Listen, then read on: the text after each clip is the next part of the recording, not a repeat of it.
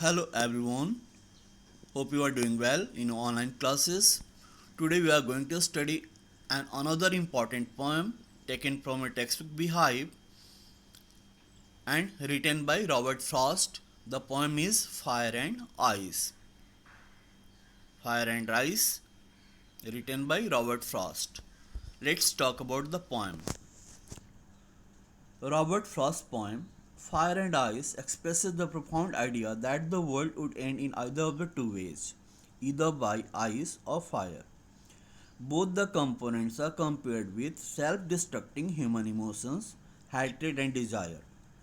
The poem very artistically underpins the philosophy that we let our emotions rule us, and if we don't control them, they will surely destroy everything around us. Similarly, he thinks fire and ice both are just as competent in bringing the world to a catastrophic end.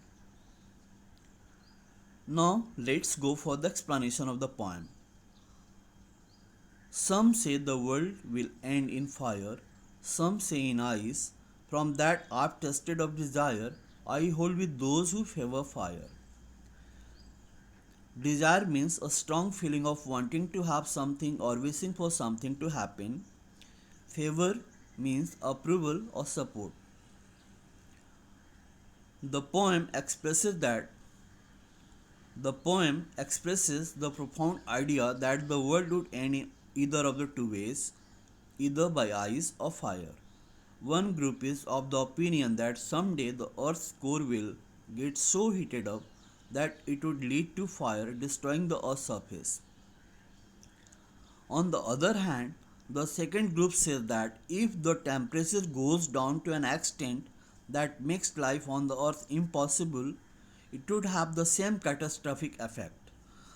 The poet then compares fire and ice with the destructive features of human emotions, desire and hatred. He says that from what he is aware about fiery desires, he would favor the one who says that it would be fire.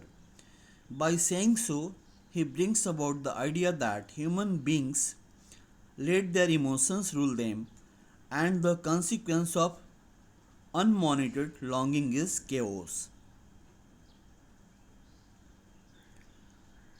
Next lines we do have in the poem, but if it had to perish twice, I think I know enough of it to say that for destruction ice is also great and would suffice. But if it had to perish twice, I think I know enough of it to say that for destruction ice is also great and would suffice. Perish means die, suffice means be sufficient.